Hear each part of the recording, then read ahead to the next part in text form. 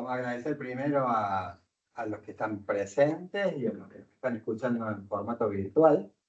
Y por supuesto a nuestro disertante estrella del día de hoy. Quiero contarles, antes de presentarlo a Álvaro, quiero contarles que esto se enmarca en una serie de actividades, un ciclo de actividades, donde el Centro de Graduados de la Universidad busca referentes del mundo de la tecnología, pero que se aplican a muchos otros, en relación a muchas otras carreras, traer una palabra autorizada sobre cada uno de esos temas. Y la verdad es que está siendo realmente convocante porque son realmente impresionantes las experiencias y los relatos que estamos viendo. La semana que viene, por ejemplo, hay otro disertante bastante interesante. Le pregunto a quienes están acá si sabían, si conocían o si alguno puede hacer referencia a cómo se almacenaba la información en el año 2000. La información de los datos. ¿Qué estábamos? ¿Usábamos qué? Todos los que están acá nacieron en el año 2000 o por ahí. Claro, mira. Bueno, recién en el año 2000 estaban naciendo los USB, ¿sí? Recién en esa época se empezaba a popularizar una cosa que ustedes no conocieron, que era la banda ancha. Había como unos programas para intercambiar entre pares música, ¿sí? Napster, una aplicación. En los teléfonos, que ya había teléfonos, aparecían como novedades de esa época el Bluetooth y mandar mensajitos. De esa época estamos hablando, ¿sí? Esto es importante, sobre todo para ustedes, para que cuando alguien hace referencia en alguna charla y dice la tecnología está creciendo a un ritmo exponencial, nos demos cuenta de que eso ocurre. Esto no es hace cientos de años, es en el año 2000, hace 25 años. Bueno, hace 25 años nacía acá en Córdoba vamos a decirle así, una movida que cambió la matriz de producción económica de la provincia. Una movida que cambió esa matriz porque hasta ese momento venía como metalmecánica, con empresas que hacían referencia o que producían autos o partes de autos, a lo que ahora conocemos como la economía del conocimiento. Y eso tuvo como un disparador, como un primer hecho, y que está relacionado, está vinculado a una empresa que es la que hoy vamos a conocer, cómo nació y qué devenir tuvo, cómo se desarrolló, que es Motorola. Álvaro Ruiz de Mendarosqueta, que está acá al lado mío, un amigo, un conocido, nos va a contar esa historia. Álvaro es ingeniero mecánico de base, pero después ingeniero de software, fue docente aquí en la universidad durante muchos años, hace un tiempo, y tiene un recorrido, una trayectoria muy rica y muy valiosa para Córdoba.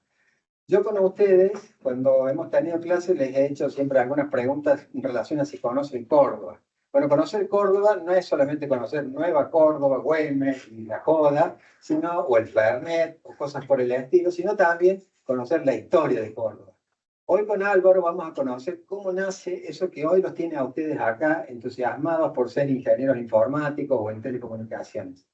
Es realmente un hito importante lo que va a contar de la historia de Córdoba Álvaro, ¿sí? Así que le agradecemos mucho. El aplauso te lo vamos a dar al final, bueno, pero realmente yo estoy muy contento de que lo tengamos a Álvaro acá y que retomemos algunas actividades, porque él es, además de todo eso que dije, una gran persona, muy desinteresado y con mucho contenido para contar. Acá vamos a resumir un poco de la historia de Córdoba, historia importante, pero después vamos a hacer algunas otras cosas. Por ejemplo, en el rubro de ingeniería de software, que es su pasión. Y tiene muchos detalles, muchas historias, muchas anécdotas. Álvaro, no quiero hablar, así que te dejo. Seguimos con un aplauso.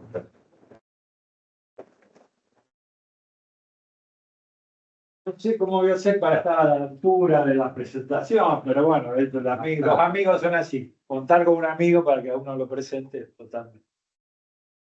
Voy a hacer un recorrido primero de Motorola en general, en la historia de Motorola en el mundo, porque creo que lo que pasó acá en Córdoba, de la creación del centro de software, forma parte de un hito de toda esa historia completa, para ver cómo encaja en eso, y porque hay cosas interesantes y algunas hasta divertidas para ver.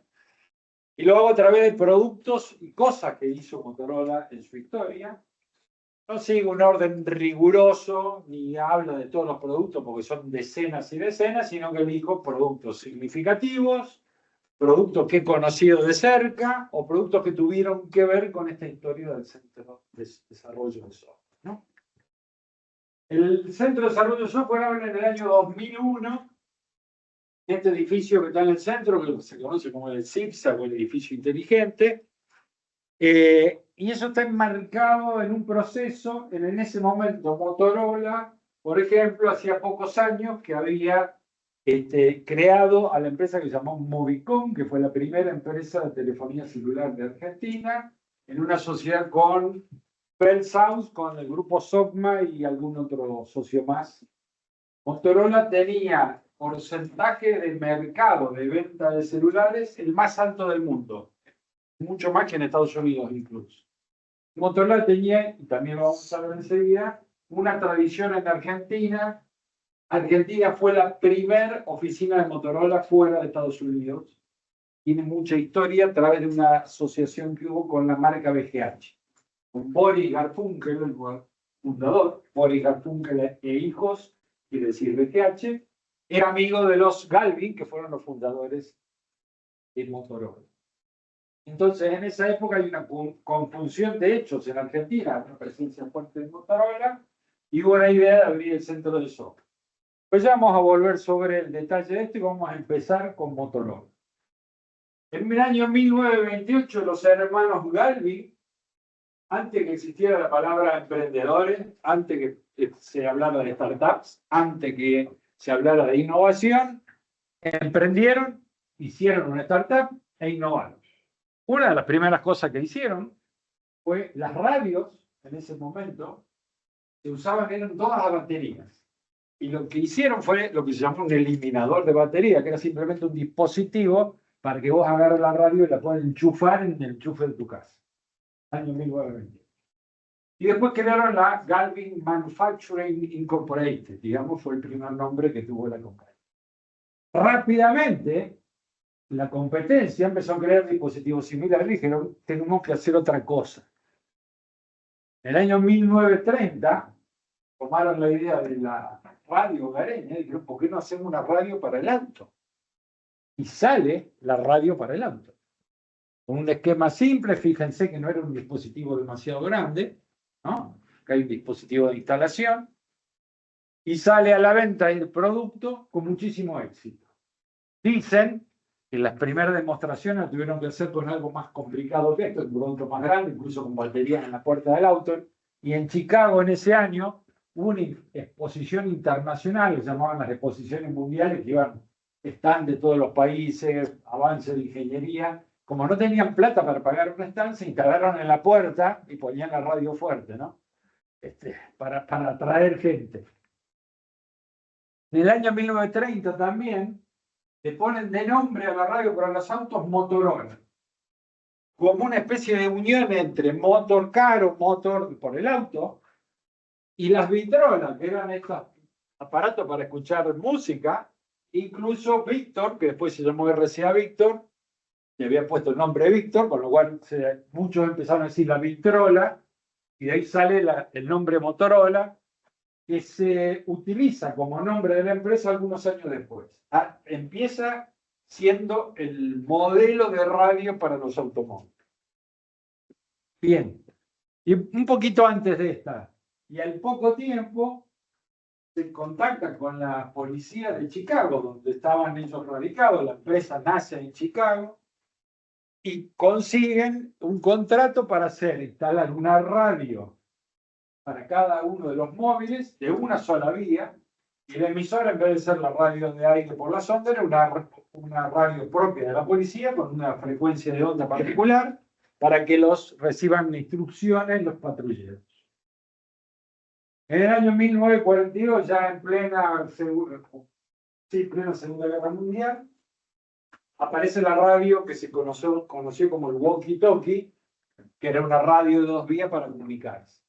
Las primeras eran un equipo re pesado que te llevaba toda una mochila en la espalda con un teléfono común conectado a eso y una antena larga, y eso se fue miniaturizando y llevando ese tamaño. Para que no se lo conocen, es el señor Winston Churchill hablando con un equipo Motorola.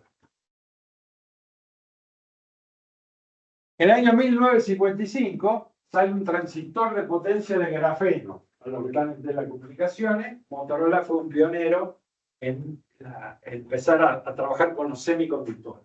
Este fue un producto muy famoso.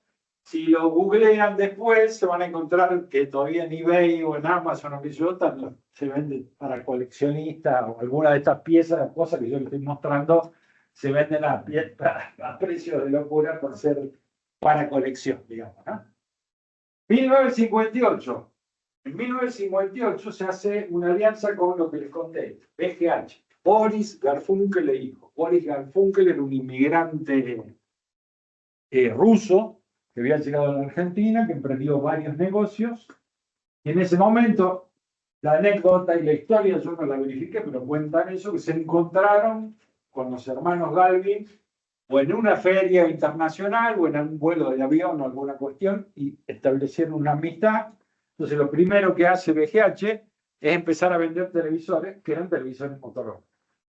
El primer televisor a color que se vendía en Estados Unidos era un televisor Motorola. O sea, una de las pautas o de la impronta que pusieron los Galvin era la innovación constante. E insisto, pónganlo en contexto, ¿no? Estamos ahora con esto de las startups y hay que innovar y emprender. Estos señores lo hicieron hace 95 años. ¿No? Y no pararon de hacerlo. Ese año nací yo, en 58. Yo no voy a decir en Gallo. Uno antes. Vos lo tuviste con Gallo. No. Mira, el año 57 hubo dos hechos en la historia de la informática. Uno fundamental y otro dudoso. El dudoso es que nací yo. El fundamental es que salió el lenguaje Fortran con el programa. Toma. Bien, 1960, televisor portátil. Eso se cerraba y era una valijita con manija. Acá no se ve porque está medio borroso. Los controles acá arriba, cerraba, tiraba un televisor miniaturizado. Acá llegó 20 años después a la Argentina, un televisor chiquito, digamos, ¿no? 1969. Famoso, un pequeño paso para un hombre, un gran paso para la humanidad. El Día del Amigo que sale de ahí, ¿no? Bien. Toda la transmisión que vi en directo, Que vimos en directo por la tele blanco y negro, lo vimos pisar a Armstrong, ¿no? En directo, se hizo con equipos Motorola. Toda la comunicación completa, más allá de lo que se conoce como el delay, la demora por la distancia, transmitieron en directo. Lógico todo. Sí, absolutamente, ¿no? La otra historia interesante de esto, que la pueden googlear, que es paralelo, ya es un bonus track que estamos dando en esta charla, es que si buscan quién fue la programadora que hizo todo el software de esto, van a encontrar y la cantidad de líneas de código de eso, una pila de papel hasta acá arriba, pero con una computadora así de chiquitita y con muy pocas líneas de código, tuvieron que hacer que ese bicho vaya hasta allá y vuelva.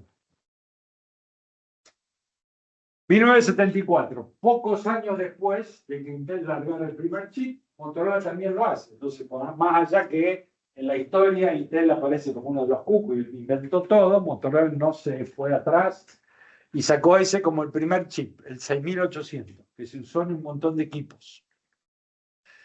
Año 1973, Martin Cooper, un ingeniero top que tenía Motorola, que participó en un montón de proyectos, hace la primera llamada de un teléfono celular desde la calle de Chicago a la única estación celular que había en la terraza del edificio de la oficina de Motorola y hacen el primer llamado a celular.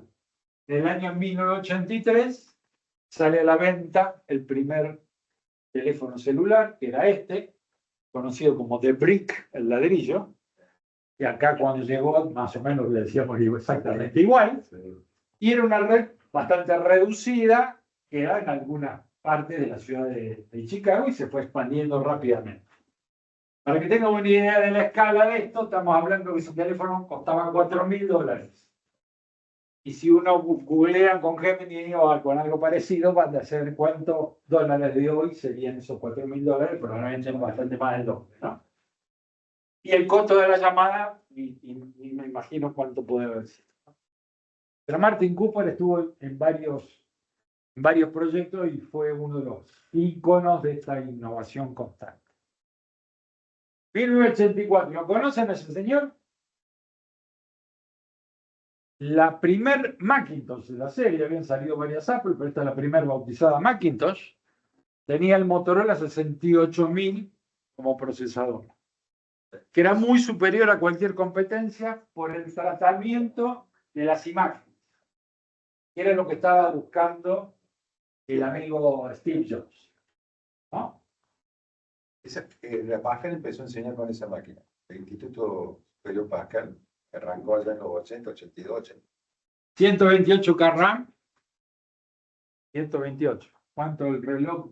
¿Cuánto tiene? El reloj, llega, tiene el reloj, no sé cuánto tiene.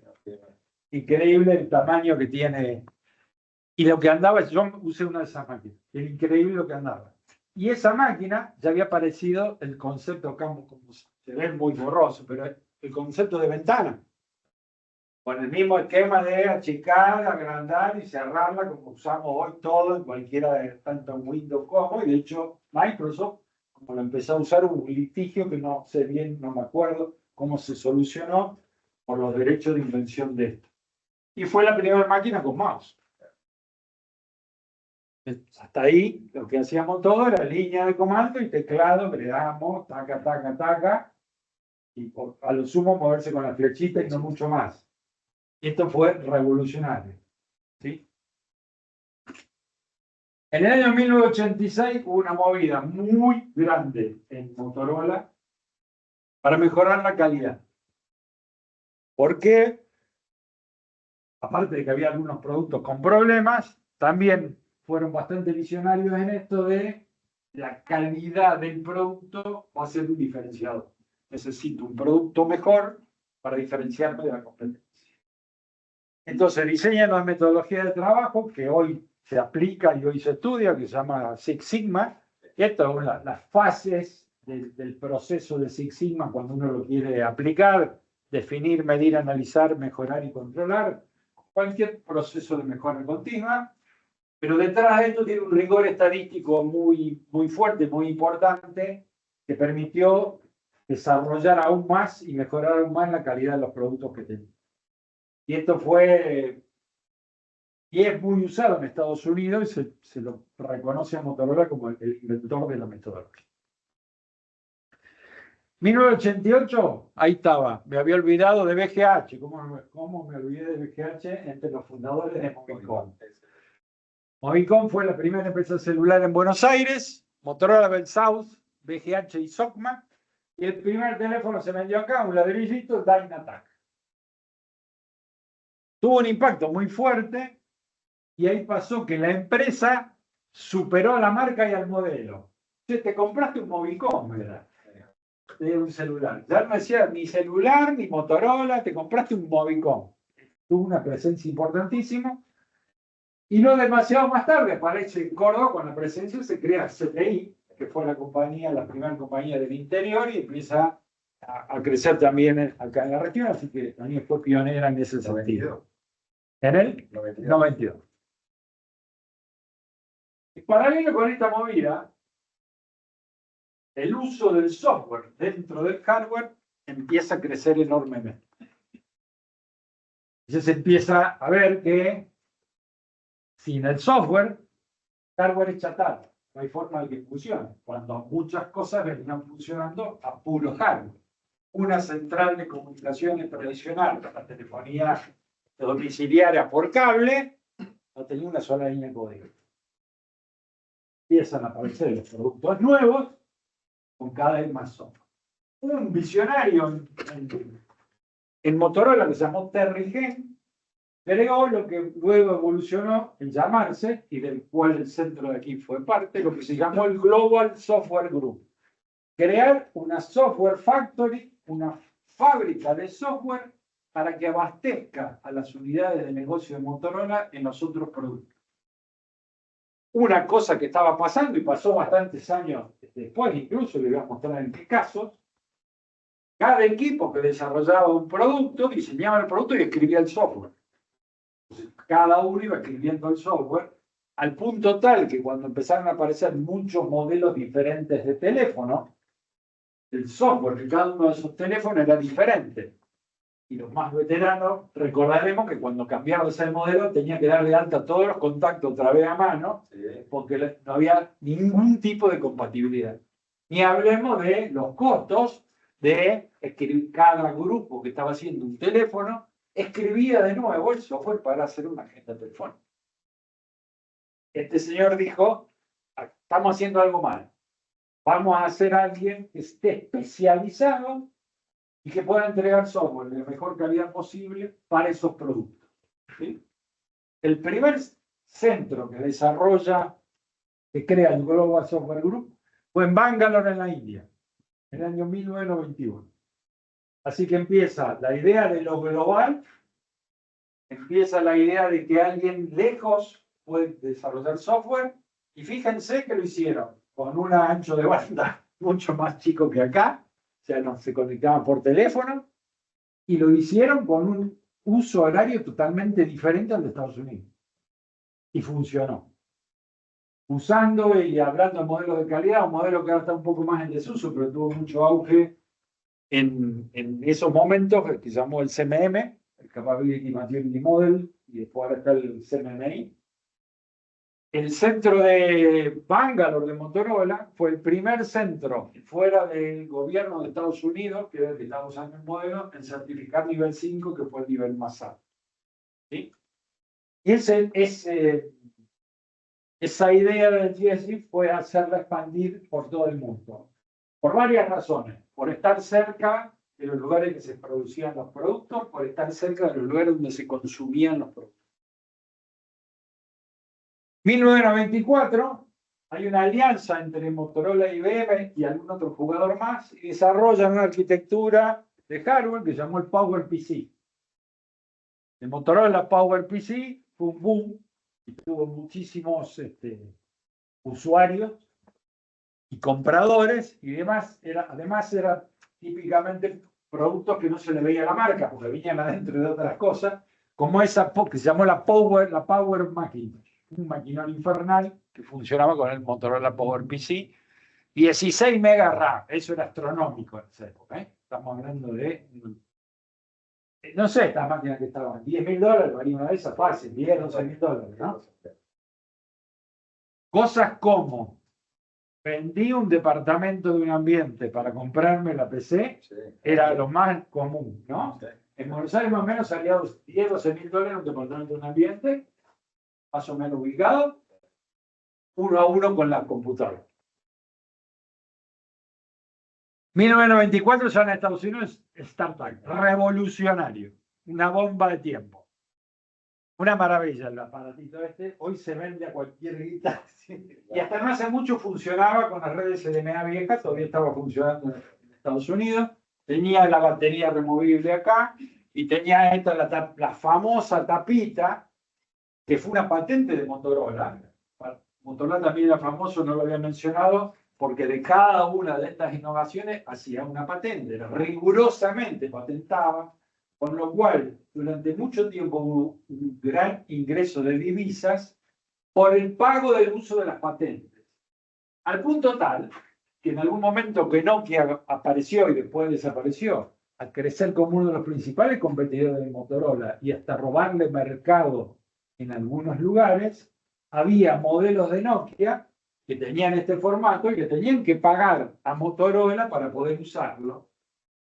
Y algunos modelos de Nokia usaron chip de Motorola, con lo cual era una enorme paradoja. Los del negocio de celulares Motorola decían, esto de Nokia es mi principal competidor, hay que destrozarlo. Y los del negocio de microprocesadores decían, es mi principal comprador, no me lo puede sacar. Esas paradojas de las empresas multiproductos. Por supuesto, acá el modelo sobrepasó la marca. tengo una startup, te compraste una startup porque se llamó así. No, la verdad que eso es Dynatac, Sí, esa forma de los nombres. TAC tiene que ser algo. Tiene que ver por lo que hice, por el tema de Viaje a las Estrellas, era por ese lado. ¿Sí? En la serie ¿Te acordás que comunicaban 15. Pues capaz puede ser, esa no había pensado. Vamos a investigar un poco, me gusta esa versión. Esto fue furor y como se dice ahora ¿cuál es la palabra que se usa ahora de todas palabras nuevas? Aspiracional, ¿no? Ahora, si yo tengo un iPhone 42 Pro Plus, no sé qué, lo peor lo uso para sacar fotitos de morondanga, pues quiero ese teléfono. Bueno, en ese momento prácticamente era el top, era. En el año 1998 crean otra revolución. La telefonía satelital es un invento de Motorola. Una locura. Miles y miles de millones de dólares. Metieron, no habían dado, 66 satélites en lo que se llamó el grupo Iridium de satélites. Y desarrollaron este teléfono celular que ven a veces con una antena que es como un cañito gordo, largo, ¿no? Negro, la que usa Tom Cruise en alguna de las películas, ¿viste? Bueno, de ese origen. Hoy ya no es un negocio de Motorola. Se ha vendido. Dos cosas interesantes. El satélite adentro tenía 7 PowerPC, el chip que dijimos que tenía la máquina. Con lo cual ahí adentro había un centro de cómputo de 7, equivalente a 7 Macs andando. Con un sistema operativo propio escrito por Motorola. ¿Qué pasó con esto? Y una llamada salía como $15 el minuto y el teléfono te salía como $5.000, entonces no funcionó. Hoy, ¿dónde funciona? Defensa, Ejército de Estados Unidos, todas las fuerzas de seguridad de Estados Unidos. Y empresa, claro, no sé, IPF debe tener, pero empresas petroleras que están alejadas, barcos mercantes, lugares complicados que necesitan algún tipo de comunicación más precisa. Pero ¿cuántos años se adelantó a la idea que hizo Elon Musk con los satélites por Internet? Digamos. Actualmente es la misma idea que viene de esa época. 1998, yo no menciono demasiados ejemplos de una de las grandes fortalezas de Motorola, de la radio de 2 vías. Hoy toda la policía de Córdoba, todo lo que vende, cualquier radio que vende un policía hablando, es un equipo Motorola, ¿no? Cuando sumo puede haber algún equipo de otra marca, pero el grueso es todo Motorola. En el año 98 más o menos aparece lo que se conoció como push to talk, que es un walkie-talkie. Yo la cambio, pero metido dentro de un teléfono. Entonces, para tener las dos cosas juntas, tengo un teléfono celular, pero yo puedo configurar una red de contacto, como decir, un grupo de WhatsApp al que hablo con el push to talk, digamos, ¿no? Y este teléfono era muy interesante, porque fíjense, tenía celular, tenía un pager, yo podía mandar mensajes, tenía el push to talk, era radio walkie-talkie, manejaba email y tenía mensajes en 2 vías. No solo podía hacer un push to talk, sino que podía mandar mensajes de texto y volver a mi grupo o a individuos de mi grupo. ¿Sí? Todo en un solo aparato. A su vez, Motorola desarrolló las redes, una de las redes fue la Hayden en todo el agua, en Estados Unidos principalmente, donde manejaban toda la comunicación para poder hacer. Entonces, yo estoy mostrando celulares porque es más vistoso de la idea, pero detrás estaban los equipos de comunicación. Digamos. Todos los equipos de comunicación, las radiobases, todo el equipo de las antenas y toda la transmisión, tanto de celulares como radio de 2 vías, Motorola también produce. Es ahí un versito. En 2001 llegamos acá. ¿Por qué? Porque estaba creciendo esa idea del Global Software Group, porque estaban creciendo la cantidad de aparatos, y aparatos como esto, todo eso era software. Imagino que diseñó Pininfarina, ¿te acuerdas? Motorola Pininfarina, búsquenlo. Voy a buscar ahí. Pero no sabes el diseño que tenía los conceptos, me acuerdo. Fantástico. Pininfarina, búsquenlo. ¿Celular solo o con...? Era ese mismo modelo, nada más que diseñado, hecho, digamos, como una gama alta. Sí. Una serie limitada o algo así. Entonces, acá hubo una conclusión de circunstancia, lo que les decía, una penetración muy grande de Motorola en Argentina, la relación histórica con BGH. BGH estaba ensamblando a mano celulares para Motorola. El gobierno que a raíz de toda esa expansión se pone en contacto con Motorola y empiezan todas las negociaciones previas hasta llegar a la creación del CERN.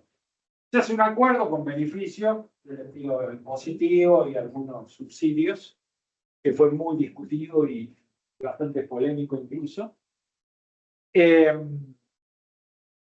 Y entre los finalistas para quedarse, porque decía, bueno, ¿dónde nos radicamos? ¿No? Que nos quedamos en Buenos Aires. Para el creador del Global Software Group, nunca quiso ir a ciudades capitales o muy grandes. Quería ciudades intermedias. Córdoba empieza a pesar muy fuerte por la cantidad de universidades. La densidad de estudiantes universitarios era muy alta.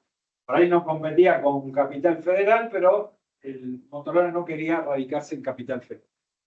Entre los finalistas a quedarse, o donde se radica el Motorola, una fue la Universidad Austral en Buenos Aires, en su campus de Pilar, que empezó a crear un parque tecnológico que hoy está bastante grande, pero en esa época recién era incipiente, y Córdoba, que terminó decidiéndose por Córdoba. La anécdota que digo siempre hasta el cansancio es que en ese momento yo vivía en Buenos Aires, me habían entrevistado para entrar a trabajar en Motorola y vivía a 10 cuadras del otro lugar. Y entonces la decisión fue, me mudé, me vine a Córdoba, no estoy para nada arrepentido. Me dieron la ciudadanía muy rápidamente, porque en Buenos Aires, antes de irme a Pilar, vivía al lado de la fábrica de Fernet. Y era usuario, digamos. Bien, el primer director del centro de software de Motorola fue un australiano llamado Derek Bottom. Cuando empezó a reunirse con las universidades, con el gobierno, empezamos a trabajar, él dijo, acá va a pasar lo mismo que pasó en todos los otros países en los que fuimos. Van a venir otras empresas, va a crecer el sector, van a crecer las universidades, va a impulsar otras industrias. Todo eso lo dijeron los primeros que vinieron. Por un lado, poco escéptico, estamos acá en la Argentina, digamos, esto va a ser complicado, por un lado, y por otro lado sonaba un hermoso desafío. Esto creemos que se puede hacer. Siguiendo con los modelos, en el año 2003 aparece el Razr, un boom colosal. Este fue un cambio también innovador en Motorola, porque en vez de ser el grupo tal del área de teléfonos celulares, de la división tal, y en vez de pensar en un organigrama, alguien dijo, quiero acá sentados los mejores. Tráigame el mejor de estos, tráigame el mejor diseñador, tráigame el mejor programador, tráigame. Lo juntaron a todos, lo encerraron en un cuarto, le pasaban la pizza por abajo y salió el Razr. Un fenómeno. Livianísimo, tenía un montón de virtudes también, aspiracional. Y también decía, me compré un Razr. Había el modelo superó. De hecho, fíjense que ahora apareció otra vez. Y ya claro que al adelantar parte de las conclusiones, la marca Motorola hoy pertenece a Lenovo. Y una de las cosas que hizo fue vender toda su división de celulares. Y al tener la marca tanto peso, Lenovo lo primero que hizo fue conservar. Otra cosa que no todos conocen, que fue increíble, y yo lo digo así porque no se dijo de esa manera, el primer iPhone fue un Motorola, aunque no se llamaba iPhone. En el 2005 sale el Rocker E1, acá también en Argentina salió este celular, que tenía conexión con iTunes, donde estaban todos estos temas musicales que el señor Steve Jobs metió para empezar a usar la música virtual, ¿no? 11 MB RAM, 100 canciones por el espacio de memoria. Uno de los primeros USB. Esto fue un fracaso estrepitoso. El USB no daba para bajar las canciones, entonces estabas minutos y minutos y minutos para bajar una sola canción. Y 100 canciones vuelan rápido. Encima era un aparato. La ruptura fue tan grande que iTunes cortó el acceso a lo que tiene el teléfono. Una pelea así muy grande. ¿Y por qué se hizo esta unión? Por la tradición que yo les decía. Si Apple venía comprando chip Motorola y una relación de años construida, ¿no? Entonces, ese fue el primer paso. Ahí funcionaba el iPod. Después lo que hace Steve Jobs es reforzar el iPod, que llegó a ser así chiquitito, que era el Nano Pod, no me acuerdo cómo se llamaba, que era revolucionario. Era que tenía la canción. Ahí ya no tenía problema con esto. 2005 es un teléfono que yo tuve, el Motorola Q, que tenía Windows Phone, que después lo discontinuó, pero había empezado a aparecer la idea de algún sistema operativo base que yo pueda usar en más de un teléfono. Y en esa movida, Microsoft había picado en punta, más allá que después no lo continuó, evidentemente. 64 MB RAM, ya tenía interesante. Y esto ya podía recibir mails, ya tenía algunas ventajas. Otro teléfono revolucionario, se vendió en Argentina también, el A1200 tenía una especie de adaptación del Linux. Entonces también acá había aparecido, dejémonos de programar cada celular otra vez el sistema operativo y empecemos a pensar que hay que hacer otra cosa. Acá dice el chino, cell phone with stylus, porque lo que hicieron, porque escribían los caracteres chinos y mandaban mensajitos en chino, vendieron millones de unidades en la China. Millones. Durante mucho tiempo fue el único celular que se vendía, porque el único que podía hacer eso. El centro de desarrollo de software de la China que yo conocía era monstruoso y había diseñado una cantidad de cosas. Esto tuvo tanta vigencia que yo trabajé con una de las personas que tomó ese software y lo adaptó a los pads de las notebooks. También vendió millones de licencias. Todas las primeras Mac que se hicieron en China venían con ese software para la venta en China, digamos. Entonces, todos escribí los caracteres ahí con muchísima precisión. Una de las razones de semejante logro, los programadores eran chinos, ¿no? Sabían de que conocían el área de dominio del problema, digamos, ¿no? Año 2006, Motorola tenía un negocio sin marca y era dueño del 70% del mercado. Desarrollo de software para automóvil, que fue una unidad de negocio que después vendió a la alemana Continental, que hoy lo continúa, Continental, la de marca de neumáticos. ¿Sí? Yo estuve en el centro de software del Global Software Group, que hacía el software de esto. Algunos de los proyectos eran secretos, así que no vi nada, pero en otros vi cosas como pedazos de auto metidos en oficina, toda una cosa bastante extraña. Muchos de estos, y Porsche y varios de estos en la planta de estacionamiento, me ofrecí para trabajar en Juan, a ver si de testing, ¿no?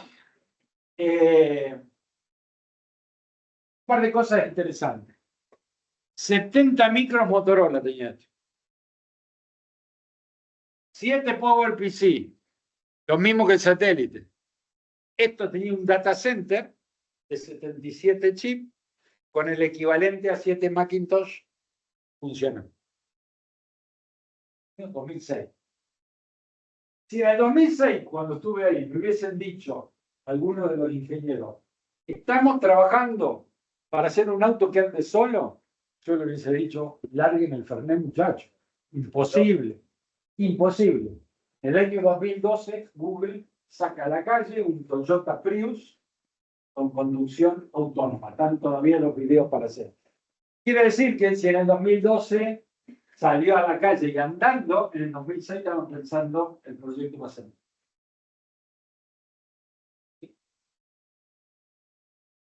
No sé si lo tengo después, pero me adelanto. Yo estoy trabajando en una empresa hoy que trabaja también en software para automóviles. Un auto de alta gama hoy. Como digo yo, lo único que me separa el auto serán unos $100.000, porque está la vidriera y los $100.000. Lo podéis ver acá en el centro, si se llenaron de estos autos. ¿Vieron cuando uno escribe un programa que contaba la línea? ¿No? Line of code, 1, 2, 3, 4. Un auto de alta gama tiene 150 millones de kilómetros. Entonces, cuando hablamos de vamos a construir software, una cosa generalizada, y hablamos de un programador como una cosa absolutamente transversal, es como tener un albañil amigo que me va a hacer un bañito en el pincho y un par de paredes, y lo pongo a hacer una torre de 200 pisos en Shanghái, un edificio inteligente. Son escalas totalmente diferentes. Entonces hay que estar, primero, preparado para la escala. Segundo, preparado para la calidad del producto. Hoy el BMW no anda sin software, con lo cual, si yo quiero un auto de alta gama, que no falle nunca, que sea alta calidad y altas prestaciones, el software tiene que ser de alta calidad y de alta prestación y que no falle nunca. No hay otra solución posible. Entonces, aquello que le perdonamos a un carrito de compra del almacén de la vuelta, imagínense andando con esto por la autopista 130 y te sale server error 404 y apretar el freno y no pasa nada. El freno antiguo movía un fierro que movía los equipos mecánicos. Hoy son todos sensores. ¿Sí? En el año 2006 fui con algunos colegas, que capaz que uno está por ahí conectado, a un simposio de ingeniería del sistema e ingeniería software que hacía internamente Motorola, como un congreso académico interno y la aplicación de lo académico en la industria, con algo así como 1.500 ingenieros. Imagínense la plata que se movía porque todo pagaba por Motorola. Tuvimos la suerte de presentar algunos trabajos, uno de ellos, algunas cosas que les voy a contar después, cosas que hicimos en el centro de software acá. Y en ese momento el CEO de la compañía era una persona que se llamaba Ed Sander, que era el primer CEO de la compañía que no era familiar de los fundadores de los Galvin. El CEO anterior había sido el nieto, don Chris Galvin, y acá aparece Ed Sander. Auge en ese momento se vendía el Ryzen como pan caliente y daba la conferencia inaugural. Somos unos fenómenos, Ryzen papá. ¿Alguna pregunta? Estamos hablando de un auditorio, imagínate un cine gigantesco lleno. Una pregunta, silencio sepulcral, nadie se le anima a decir nada. En el fondo de la fila, te levanta la mano. Sí, señor, te va a preguntar. Escúcheme, don Sander, déjemelo hacer un poco más informal a la conversación, pero fue parecida a esto. Don Sander, escúcheme. Leí en la prensa que Steve Jobs está trabajando en sacar un teléfono. La respuesta fue mucho más elegante que lo que yo voy a hacer, pero el sentido es el mismo. Pero muchacho, ¿qué sabe Steve Jobs si nosotros inventamos el celular? No tienen nada de que temer. ¿Sí? Y ahí sale el primer iPhone. Un año después, el primer iPhone en la calle, ¡pum!, explotó el mercado. Una de las razones, ¿cuál fue? Como hizo siempre Apple, y yo lo sabía desde el primer día, si el software no es de primera, las cosas no van a funcionar. De hecho, cosas como la famosa capacidad gráfica de las Macintosh, por ejemplo, y después fue evolucionando, no me acuerdo ya en qué modelo, una de las cosas que hace Steve Jobs es comprar Pixar, la que hacía los dibujitos animados, y la mantuvo como una empresa separada, pero supongo que habrá visto los dibujitos también. Pero la compró y compró el software con el cual editaban los dibujos. Por eso el software que empezaron a aparecer en las Mac para hacer cosas gráficas era impresionante. Digamos, si no tenés calidad en eso, no va a funcionar. ¿Sí? Después aparece, entre más o menos por esta época, en Motorola empiezan a trabajar. Ahí ya no me acuerdo quién lo impuso, pero empiezan a trabajar para desarrollar Android. Y hubo un consorcio los primeros que empezaron. Con esta idea de necesitamos tener un sistema operativo y las funciones básicas del teléfono gestionadas por software, y no tenemos que escribir eso cada vez que hagamos teléfono. Digamos, porque eso era... Y además la dinámica del mercado era tan alta que decía, che, yo no puedo esperar 2 años hasta tener un teléfono nuevo como el Ryzen. Tengo que hacer algo antes. No me acuerdo qué versión, si fue la 2, versión 2 de Android, salió. Este teléfono se vendió acá bastante interesante, Milestone. que se llamó Odroid, se llamó en Estados Unidos, con teclado, ¿sí? Y esto era desplazable. Acá para acá y tenía sensor de huella digital. Y todavía había gente más conservadora en varios lugares, y también en Motorola, que decía, ¿quién va a querer escribir en una pantalla de vídeo? No tienen que escribir en un teclado. No sé cuánto hace que no veo un teléfono con teclado que antes. Los que tengo yo no andan ninguno. Bien, hasta ahí más o menos llegamos a justo antes, para que no se nos estire tanto. ¿Qué hicimos en Córdoba? ¿Sí? GSG en el mundo. Esas son todas las ciudades donde estaba el Global Software Group. Más de 5.000 ingenieros en 20 centros de desarrollo de software. Empezando por allá, Argentina, Chile, ese estuvo muy poco tiempo en Valparaíso, México, Estados Unidos, Canadá, Escocia, Italia, Polonia, Rusia, Malasia, Singapur, India, Australia, Chile. Cuando empezamos a interactuar con esta gente, lo que empezamos a darnos cuenta es que la barra estaba muy alta. Yo fui al centro de software de Polonia, de Cracovia. Sabe de Varsovia, Cracovia, yo mucho no sabía. Que se den una idea de que estamos hablando. La Universidad de Cracovia, que no se llamaba universidad cuando empieza, la que hace Copérnico. Pero los tipos tienen cientos de años de historia en ciencias duras. Llego al centro de software que tenía 500 ingenieros, todos recibidos, cuarta parte con maestría terminada. Creo que había un 5% de doctorado.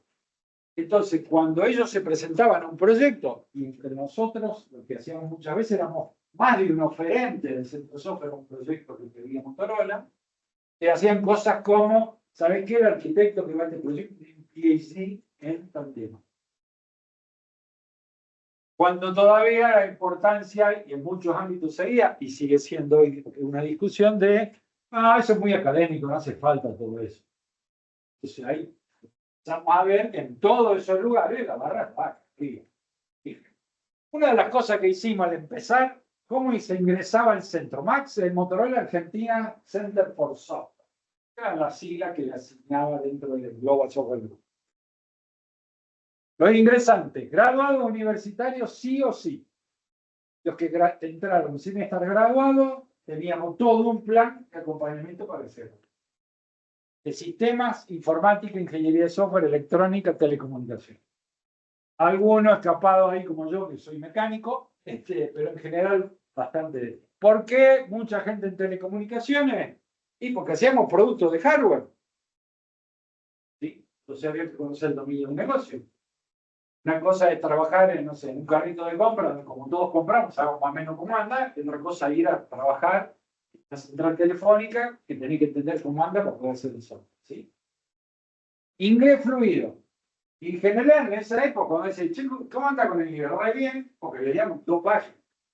A nadie se le cruzaba la cabeza contestar que sé inglés porque puedo conversar libremente. Entonces ahí tuvimos que replantear, porque mucha gente decía, no, mi inglés es muy bueno, no podía sostener una conversación. El asunto era que podemos charlar un rato en inglés nosotros, pero mañana te siento a hablar con un indio. Y agarrate, Catalina, no hablan los indios, ¿no? Entonces, inglés fluido, conversar, y fue un problema eso. Que estén dispuestos a viajar, ¿sí? Esto de acá. Experiencia comprobable, se tomamos gente que queríamos que arranque senior. Tenían examen técnico y entrevista, lo cual mucha gente no estaba acostumbrada. Resolvé este ejercicio. No, bueno, pues si yo soy el ocular, resolvé este ejercicio. Y teníamos algo que fue clave. La EITP, Engineering Induction Training Program. Un mes completo de capacitación intensiva, 8 horas por día, agarrate Catalina, con un montón de profesores dando distintas materias, con un proyecto de desarrollo. Tenías que terminar haciendo una cosa chiquitita, pero tenías que estar andando. Con la calidad medida y controlada. Y con una prueba real de aceptación. Eso hicimos más de 30 de eso. Fue revolucionario. Hay que invertir, y sí, claro que hay que invertir. Tener no sé, 25 ingresantes a la empresa que te estaba pagando el sueldo y lo pones un mes. Ahora, el famoso, no me puedo acordar a quién fue el que lo dijo, pero esto de cuando alguien se queja, no les voy a dar tanta capacitación, pues si no los empleados se me van. Se me van, ¿no es cierto? ¿Sabés qué cosa peor hay que capacitar a un empleado y que se vaya? No capacitarlo y que se quede. Eso es lo peor. Y el fundador del IESI eso lo tenía clarísimo. Bien. La otra cosa a continuación de ese entrenamiento inicial, desarrollo de habilidades y competencias rigurosas. ¿Sí? Plan de entrenamiento que recibimos varios premios alrededor de eso. Fuimos los primeros, creo que en Argentina no había nadie, certificaciones profesionales. Llegamos a tener el 100% de los programadores certificados en algún lenguaje o en alguna cosa. En esa época los mayores eran Java, C y C++.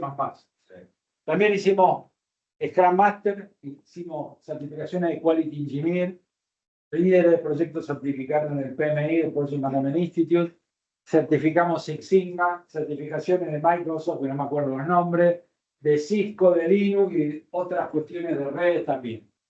Teníamos acceso a IEEE Premium, la Asociación de Ingenieros Eléctricos y Electrónicos de Estados Unidos, que es la más grande del mundo y la más poderosa y una de las fuentes más fuertes sobre software, ingeniería de software, informática y ciencia de la computación. Una biblioteca, creas o no, porque teníamos una biblioteca muy surtida, muchas herramientas, laboratorio y teníamos un esquema de mentorías para el crecimiento. Algunos hitos de calidad. El primero abrimos en octubre. En junio de 2003 certificamos el nivel 3 del CMM, casi en tiempo récord. ¿Éramos unos genios? Tuvimos mucha ayuda. Nos sentamos al lado de los que habían certificado en los otros centros de desarrollo de software y nos llevaron de la mano para hacerlo. ¿Sí? Pero seguimos creciendo y al poco tiempo hicimos nivel 5. Después hicimos la certificación de ISO 9001. Y incluso dentro de Motorola nos cuestionaban, si ya tenés esto, ¿por qué vas a ISO? Una, porque teníamos muchos desarrollos para negocios de telecomunicaciones que usaban la TL9000, que es una especialización de la ISO 9001. Entonces nos mostramos frente al negocio de, che, yo tengo la misma norma que te exigen a vos. Y además, porque en Argentina había salido lo que hoy se llama la Ley de Economía del Conocimiento, en esa época fue la Ley de Software, en donde las empresas de software que cumplían con algunos requisitos, entre ellos exportar y tener un modelo de calidad, se les pedía en general la ISO, y como nosotros ayudamos al crecimiento, al nacimiento de esa ley, nos pusimos como ejemplo de ello también de participar. De hecho, participamos muy activamente, nos reunimos con legisladores que escribieron la ley para contarles y mostrarles qué era y para qué servía una certificación. Teníamos equipamiento de punta, laboratorio, proyectos de avanzada. En los proyectos aparece esto de la calidad del producto. Con mucho del software que hicimos, se metía dentro de un producto de Motorola, esto que decía, che, yo tengo un par de varios más, tirar la producción de total. El producto no nada. No había esa cosa de, si el carrito se cuelga del servidor de nuevo, otra vez que le vamos a rebotear el BMW sería no posible. Otra cosa clave, la interacción con el ecosistema local. Empezamos a trabajar, al principio había muchas discusiones y razonables, elegir, le está dando beneficio a Motorola, a mí no me da, la universidad, muchas estaban medio, no, ¿por qué le dan clases de inglés? Porque están ustedes. Después eso se fue acomodando rápidamente a través de una interacción. Desarrollamos proveedores, los dos primeros, Bate y Arriague, dos empresas locales que hoy pertenecen a grupos extranjeros. Soporte de calidad, un montón de empresas, Bate, Arriague, Lemper, Agi, HKA, Fulfill, Bits, SEA, creo que era SCIO, Lemper, un programa con el gobierno. CESI, la Cámara de Empresas de Software y Servicios Informáticos, la cámara más grande de Argentina de empresas de software, donde hicimos la ley de software y trabajamos en temas de calidad, con todas las universidades, incluida la UTN de Santa Fe. Participamos AmCham, que es la Cámara de Comercio entre Argentina y Estados Unidos, y con el clúster tecnológico, que nace básicamente porque llega Motorola a Córdoba y dicen, che, no. En el diario sale una nota cuando se crea el clúster diciendo las viudas de Motorola, digamos, las empresas que se sentían desplazadas por la llegada de Motorola, terminan creando el clúster. Que hoy es un ejemplo en el país, todos los clústeres de las otras provincias y ciudades van siguiendo lo que hace el clúster de Córdoba para ver cuál es la dirección correcta. Expansión de la industria. Y acá se cumple lo que dijo el director. Van a venir otros. El primero que vino fue Intel. Y un poquito de miedo nos dio. Que viene Intel, se instalan en el mismo edificio. Y va a venir a sacar a la gente. Sí. Bueno, ¿qué hicimos? Hicimos algo de aikido. En vez de ponernos con los codos así, fuimos, golpeamos la puerta, muchachos. Si quieren les contamos cómo se hacen las cosas acá, porque si lo hacemos bien, ganamos todo. Vamos a hablar con nosotros, sentamos, obviamente no es que vinieron así, no sabían nada, pero los acompañamos en esa relación. Sabíamos que se iban a empezar a hacer gente y fue algo así como vayan de a poco. Nosotros estábamos endulzados. ¿Por qué? Porque nuestro nivel salarial es mucho más alto que el promedio del mercado en Argentina. Y es porque buscamos, bueno, para bien alto. Entonces teníamos lo que se conoce como el atrillo, la gente que se va, cero. No se ha habido nunca nadie en cero. Estamos como muy agarrados a eso. Intel aparece. De hecho, yo que no me crié en Intel, me llaman y llamamos una presunta entrevista. O sea, creo que prácticamente todos los que estábamos ahí hablamos con alguien de Intel. De hecho, gente, pues los primeros que pasaron terminaron siendo directores del centro de Intel y Macarena. Eso, fíjense cómo son estas causalidades, casualidades, que parecía una cosa peligrosa, termina siendo otra cosa clara. ¿Por qué? Porque se va un líder del proyecto, yo le digo a Motorola, che, si me fue un líder del proyecto, yo necesito, y yo estaba de director, estaba por estar, y necesito reemplazarlo, porque no me puedo quedar sin este proyecto que está trabajando, sin ningún problema, reemplazarlo, que te voy a poder tomar solo un junior por una cuestión de costo. Digo, che, si me va este que el más senior que tengo, ¿por qué me tomar este? Entonces no nos quedó otra cosa que hacer burbujero, que es empezar a que gente que estaba potencialmente lista para hacer una promoción, empezar a asumir esos puestos que estaban quedando vacíos. Con lo cual empezó a generar una rotación absolutamente saludable. ¿Por qué? Porque se le creó el espacio a gente que podía crecer, que estamos todos en la coma, no, si no tuvimos dónde ponerte, digamos. Y el que está bien. Y se empezó a hacer un burbujeo enorme que hizo, a mí me gusta mucho la expresión, porque se suele usar mal, que se produjo un efecto derrame que empezó a alimentar a la industria. E incluso gente que empezó a pensar en hacer otra cosa, ponerse su boliche, irse a alguna otra persona. Hubo gente que volvió a personas a la empresa de Córdoba, y después aparece EDS a continuación y empieza a hacer lo mismo. ¿Sí? Después aparecen cosas. Motorola empieza a achicarse y a vender negocios. Por ejemplo, los negocios que antes tenía Motorola Solutions, se los vende a Nokia, toda la parte de infraestructura de telefonía, a Global, el día que cierra el centro de software, se ve dividido en dos partes, productos para movilidad y productos empresarios, es absorbido por Global. Lo que queda de Motorola Mobility pasa a ser comprado por Google. Google, ¿por qué compra Motorola Mobility? ¿Para hacer teléfonos? ¿Tuvo algún par de teléfonos? No. Compra para tener todas las patentes relacionadas con telefonía que tenía Motorola. Y la mayor cantidad. Para asegurarse la continuidad de su sistema operativo y de tener el control sobre eso. Luego, Google se desprende de, al tomar las patentes, vende el resto de las cosas. Y acá, como en la mayoría de los negocios que se estaban haciendo alrededor de video streaming y televisión por cable, la compra esa empresa que sabe. Vamos a ver una fotito cómo se ve. Estas oficinas con unos muebles de top calidad, eran tan pesados que no los podían ni levantar, así que habrá costado.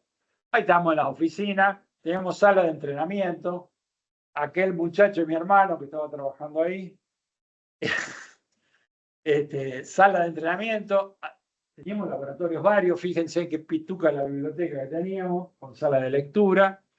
De estos laboratorios tuvimos varios de distintos tipos. Llegamos a tener un equipo WiMAX, que era un equipo para transmisión de banda ancha, que después quedó en desuso, que es un equipo que estuvo funcionando y estaba certificado. Ahí tuvimos la sala de entrenamiento allá arriba. Bueno, acá una sala de trabajo. Teníamos un equipo muy fuerte de comunitario en esto de los ecosistemas y donamos máquinas.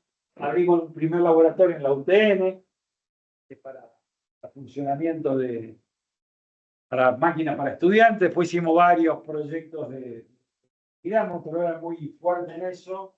Y tenía un día al año que todos los empleados íbamos a trabajar en algún proyecto comunitario. Algunos proyectos, y con esto voy terminando. Aplicaciones de salud para celulares, monitoreo a través de medidores de presión y frecuencia cardíaca y otros, transmitía un celular, que lo transmitía un servidor, y entonces iban llevando una historia clínica online de eso. Hace 20 y pico de años era revolucionario. Servidores ATCA, redes WiMAX, equipo AIDE, vamos a ver algunas fotitos. Cable modem, este era el modelo, uno de los más vendidos en Argentina, creo que en Cablevisión. En tu casa lo manteníamos nosotros, el software de eso. ATCA, servidores de alto rendimiento, este eran unos blades, unas hojas que se ponían en un rack. El funcionamiento de la ATCA era como debe estar pasando algunas granjas de servidores por ahí de la nube, con estas manifitas acá, lo desenganchaba y tiraba así, lo sacaba, la máquina no se caía. El sistema operativo reconfiguraba todo instantáneamente en función de cuántas placas estaban andando y subía y bajaba la potencia cuando quería. Pero básicamente eso era por cuestiones de seguridad. Un soft switch, esto es un switch de comunicaciones que mete una caja así con un montón de placas y relés y qué sé yo, 100% por software. Este es un set-top box que era el receptor de la señal de televisión en tu casa, pero ahí tenía una computadora, entonces tenía toda la facilidad de grabamos el partido, porque no lo voy a poder ver en directo, que yo, con prácticamente había una notebook ahí adentro. Bueno, que dije de salud, la red WiMAX, estos aparatitos de RFID, que trabajaban leyendo señales de RFID, atención de llamada 911. El software eso lo manejamos desde acá y varios otros software parecidos. Es muy complejo, al punto tal que su complejidad es equivalente al del manejo de vuelos en los aeropuertos. Por ejemplo, en Estados Unidos sincroniza todo lo que es fuerza de seguridad, ambulancia, bomberos, incidentes, llamadas telefónicas, etc.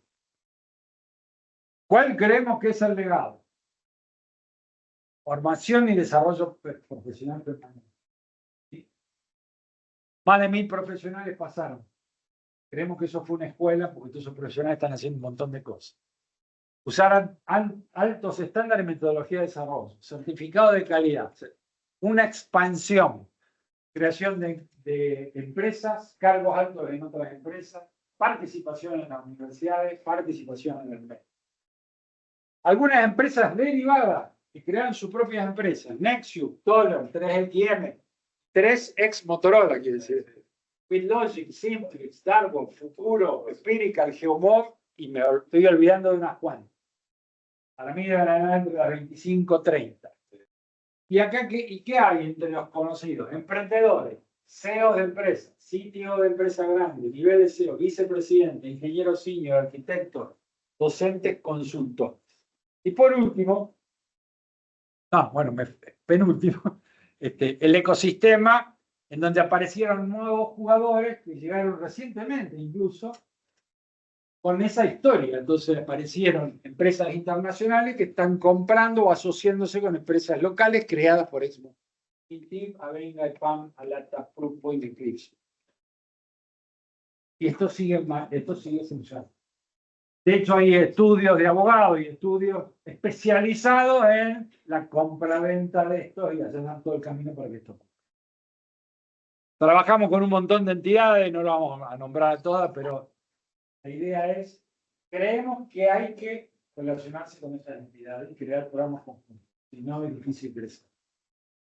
Y las lecciones aprendidas, el software como producto, no solo como la parte clave de esto, que por ejemplo, que se lo insistí porque es fácil de ver que si el software es malo, el auto no anda. Pero el software tiene que ser bueno en sí mismo, aunque sea puro software, ¿no? Entonces, la idea de la calidad como cosa primordial es uno de los legados. De toda la gente que trabajó con nosotros, generó esa cultura, sigue pensando esa manera. La idea de que se puede ser global desde Córdoba. La mayoría aprendió, che, estoy trabajando con uno de la India, con uno de Estados Unidos, con uno de Escocia. Entonces, cuando empezamos a hacer la idea, che, no ponemos una empresa y le vendemos a ellos. Ese pensamiento y herencia de este diccionario que creó una Software Factory mundial. El pensamiento sistémico, ¿no? Todo el mundo habla de pensar, hay que tener pensamiento sistémico, bla, bla. Bueno, pues, ¿qué estamos haciendo al respecto? Trabajar con el ecosistema. Desarrollo profesional permanente. Si están esperando para recibirse, para dejar de estudiar, están equivocados. Se van a recibir para empezar a estudiar. ¿Sí? Y recuerden una cosa, para tener experiencia se necesita el paso de los años. Pero el paso de los años no da experiencia. Hay que ponerle mucho laburo, hay que ir al gimnasio todos los días. ¿Sí? El concepto de la calidad y aplicaciones del día a día. Y después cosas de la cultura. Aprendizaje permanente, colaboración, era fundamental. Si alguien necesitaba algo, era como en el rugby. Te tiraba de cabeza a ayudar. No importa que sea. Eso fue muy, muy fuerte. ¿Por qué? Porque sabíamos que si no nos iban a los polacos con tanto título, los indios con el precio, nos iban a pasar por arriba si no hacíamos eso. ¿Sí? Colaboración, mejora continua, respeto.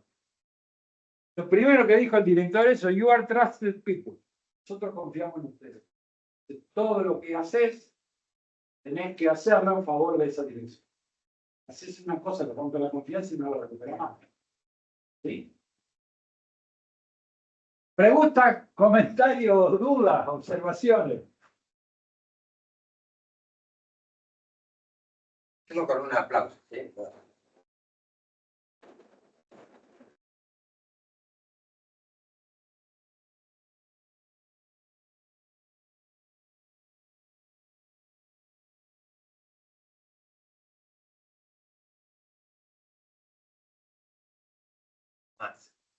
Estos valores, esta lista de entidades, de empresas, esta forma de trabajar.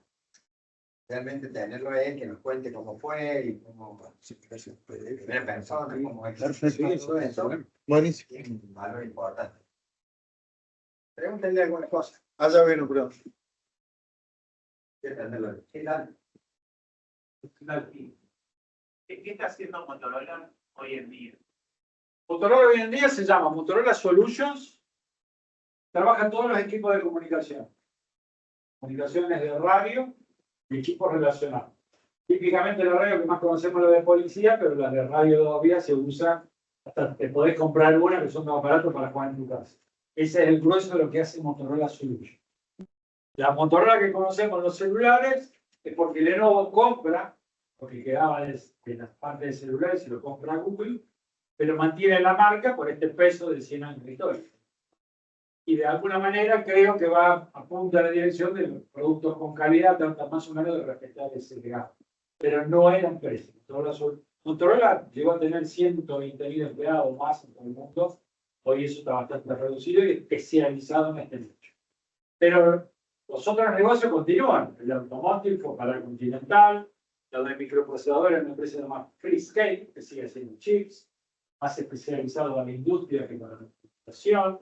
Después sí, hay varios negocios de Motorola que están, las redes de telefonía están en manos de Nokia y así se desparramó. Pero como Motorola quedó Solution haciendo eso. Para allá. Creo que parece que se estaban dejando del sector un poco de celular y más algo finalizado y la comunicación como así hoy puede ser que sea así porque ya no veo mucha saquen cosas muy nuevas o no me convence lo que están hablando, pero ya para saber. No, bueno, en este caso celulares es antiguo, es dentro de la órbita de Lenovo. personalmente sospecho que la masividad del uso que tiene, capaz que hasta desaceleró la innovación y va a ir capaz que siendo un poco más gradual. Probablemente me equivoque. Y acuérdense que sigue cumpliéndose esto como se conoce como la ley de Moore, que se duplica rápidamente la capacidad de procesamiento y bajan los costos, digamos. Y tiene cierto engaño hoy por la complejidad de la inteligencia artificial, que no sabemos dónde va a terminar. Es una consumidora voraz de recursos, con lo cual todavía no se sabe bien dónde va a ir a parar eso. Incluso qué va a pasar con la computación. Esto, si tenemos el internet satelital, podría pensarse que tengo todo satelital y desaparecen todas las torres de celulares que hay por la calle, ¿no? Pero sí, meto mucho en telecomunicaciones que no me competen. Pero hay un tema ahí que es fuerte, que decir que es la movida del software hacia las telecomunicaciones está llevando a esa situación. Sí. Hay algo más que vos mencionaste que yo quería también rescatar, que lo de desarrollar software para productos. Muchas de las empresas que crecieron acá, en realidad lo que hacían era colocar gente en las empresas para que desarrollen para otros. Eso es una demanda fuerte, digamos, en general sabemos en Córdoba que necesitamos desarrollar más productos. De hecho, yo Para ser más fuerte, digamos, ¿no? trabajé en una época después de Motorola como consultor con un programa de gobierno que trabajamos con todos los clústeres del interior. La mayoría estaba centrado en lo que vos decís, pero venderle a Estados Unidos en vez de venderle a nivel 5, ¿sí? Claro. Venderle hora de servicio. Y una cosa que presentamos en una propuesta, esa parte me tocó a mí trabajar mucho en esa parte, que por ejemplo no solamente no había productos, sino que había muy poca interacción, por ejemplo, con las otras cadenas productivas de la región. Entre el río, Corrientes, fabricante de productores de naranja, fabricante de jugo. No sé quiénes son, pero sí. Che, pero los que mueven más plata acá. Córdoba fue pionero en eso, porque también trabajamos acá y con el clúster fue totalmente diferente la actividad, empezamos a hacer mesa de trabajo, porque acá tenés la cámara de fabricantes de máquina agrícola, la de está la de industria petrolera, hay una cámara porque hacen válvulas y equipamiento, está la SIECA que hace equipamientos electromecánicos. Entonces, che, empecemos a trabajar con las cadenas productivas propias. No importa, no hay que perder el foco con venderle a Estados Unidos, sino, che, si esos productos necesitan software y nosotros lo sabemos hacer, estámoslo adentro. Yo creo que ahí falta trabajar mucho. Parte de generar más productos de software, mejorar el software de los productos que se están haciendo. Alguien online, Waldo, que por ahí. Online. Los que están online, teniendo en cuenta los cambios geoestratégicos de los municipios, ¿qué oportunidades vislumbras para el futuro próximo? Pedro, me mataste con eso. Claro, tenés que decirme en qué vamos a laburar los próximos años. No, la verdad que creo que no me atrevo a hacer una proyección hacia adelante, ¿no? Yo creo que seguir en esta línea, digamos, ¿no? O sea, no sé cuál va a ser el producto, no sé bien cómo va a derivar la inteligencia artificial, pero sí creo que faltan estas de las partes. De hecho, ahí con Pedro que pregunta, hicimos algunas cosas. FAMAF, de hecho, hace no mucho en un proyecto, un equipo de investigadores del FAMAF nos hizo toda una revisión de la arquitectura de un producto que hicimos para planificar operaciones de software para cortar prótesis. ¿Cuál es esto que decían? Che, ¿cómo se hace la cadena para tener algo de calidad? Validamos incluso el diseño del producto con especialistas de ciencia, ¿sí? Esas relaciones son escasas todavía. Yo creo que hay que seguir trabajando ahí. No sé si eso va a ocurrir solo. Yo digo que tenemos que seguir empujando con eso. Los conceptos fundamentales siguen siendo los mismos, con lo cual hay que seguir estudiando. Yo siempre digo una cosa, ¿no? Hay un modelito bastante básico que dice, yo tengo una interpretación que me guía acciones que tomo para ver si llego a los resultados. Si los resultados no se dan, repito, a ver qué está pasando. Después, como sigue sin darse, vengo a la acción y digo, che, no tendría que hacer otra cosa. Y hago otra cosa y no me da. Che, no hay otra interpretación que estoy haciendo. En la interpretación está la teoría. Si yo sé teoría, acá tengo una fila de acciones potenciales, elijo y pruebo. Si yo no sé teoría, la lista de acciones potenciales es la que aprendiré del albañil. Entonces hago siempre lo mismo. Por eso hay que estudiar, y por eso, a pesar de que de acá lo que hacíamos hace 5 años tiene nada que ver con lo que se está haciendo ahora en software, los fundamentos son los mismos. Y como docente de ingeniería, es más, siempre cuento la paradoja de, ya estoy con vos, venía el CONEAU a revisarnos y me retaban porque no tenía bibliografía actualizada y yo decía, yo estoy concentrado en enseñar los fundamentos y los libros de los fundamentos son del 70 al 90. Y esos fundamentos los instancio en la tecnología. Todavía no sé si va a cambiar. Eso es lo que tenemos que hacer. Respecto a lo de que el producto tiene que mantener la excelencia, si se modificaba algún tipo, o sea, las pruebas se hacían constantemente o si se verificaba, si se modificaba algo del producto, se volvía a verificar. Absolutamente. Teníamos control de cambio, teníamos testing unitario, teníamos análisis estático de código, cosas muy adelantadas para esa época. El testing era riguroso, cara de perro. Como era mucho sobre hardware, después había una prueba piloto en un laboratorio controlado. Porque además, si al cliente le dábamos algo con mucha falla, no nos contrataban nunca más un proyecto. Era vital para nosotros. Estaban máquinas que no fallaban. Tan Microsystem. La vendía yo. Sí, ahí estoy como dando un segundo. Otra cosa, fíjense con esto de la calidad del producto y el avance en distintos lugares del mundo, hasta hace unos años un auto chino daba risa, hoy estamos inundados de autos chinos y vas y la calidad del producto no están pasando por arriba. Incluido los 150 millones de líneas código. Sí. Hace poquito el jefe de área de sistemas de COGAS había ido hacia China, invitado por la empresa de Huawei para explorar nuevas tecnologías, o sea, los celulares más recientes, los nuevos relojes con pantallita que controlan el pulso, la hora, notificaciones.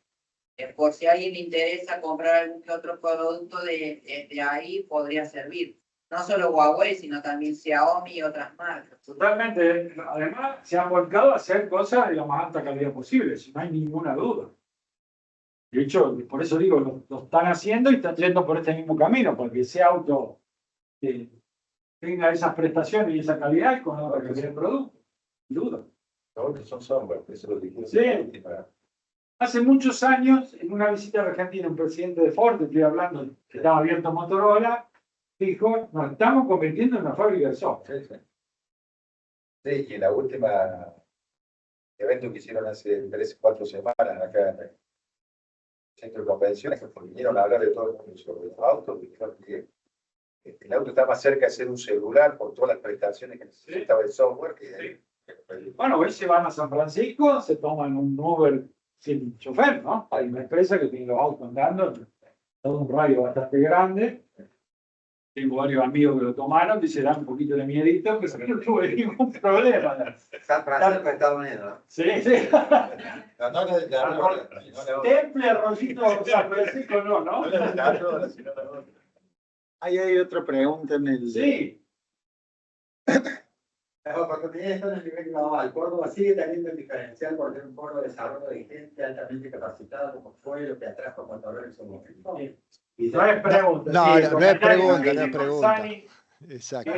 ya. Era para Sí, socio de responderle esta a movida Pedro, de- justamente. Sí. Estamos tratando de mostrar todo esto que pasó, que se sepa, tratar de continuar esta idea, todo este que dije como legado, que se siga haciendo esto, que siga habiendo participación cruzada, que las empresas se acerquen a las universidades, que haya... Y eso trabajo, vuelvo otra vez al gimnasio. Queremos jugar en primera, y si no entrenar, no vamos a jugar en primera. Y jugar en primera hace un producto bueno, pero hacer un producto bueno al que ir al gimnasio. El gimnasio es todo esto que decimos. Gracias, Guille. Sí, buen aporte. Un placer. Motorola tiene pasantía Vacantes abiertas ahora. No, hoy no tenemos, no hay nada del centro software.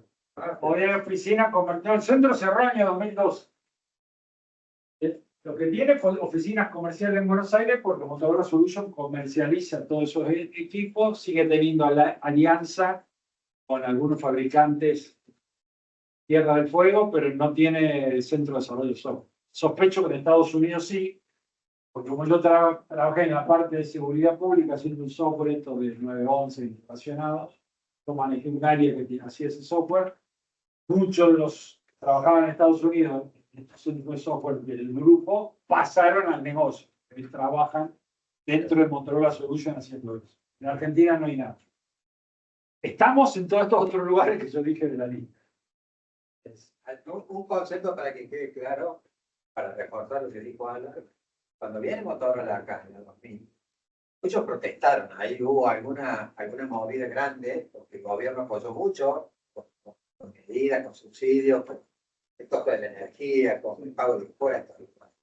Y en realidad se veía un futuro negro, menciona las viudas de Motorola. Y hoy, si hacemos 25 años después la lectura, tenemos un clúster que tiene, Oscar, ayúdame cuánto, 450 empresas. Más de 500.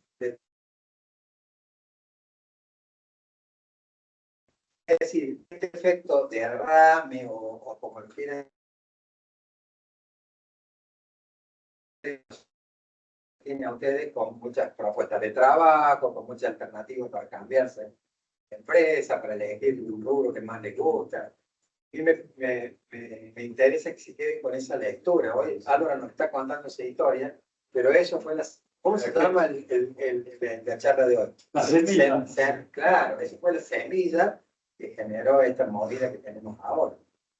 Sí, de hecho, incluso por eso empujamos mucho la ley de software y hoy de la economía del conocimiento, que le da beneficio a la empresa de software que cumpla con ciertas características, para que eso inicial, que fue un acuerdo entre partes, quede armado como algo estructural para beneficiar a las empresas que se mueven en esa dirección. Y hoy, 20 años después, eso sigue siendo válido. 25.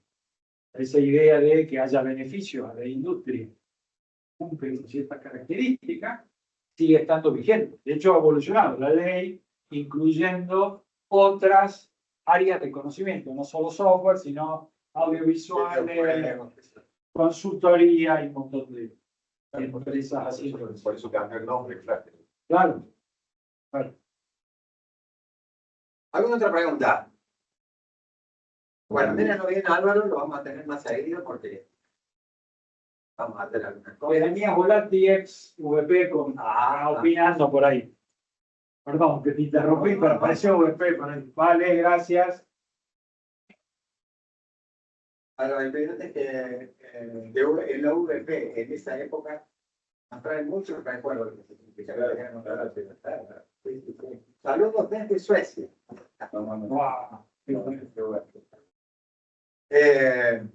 Bueno, gracias.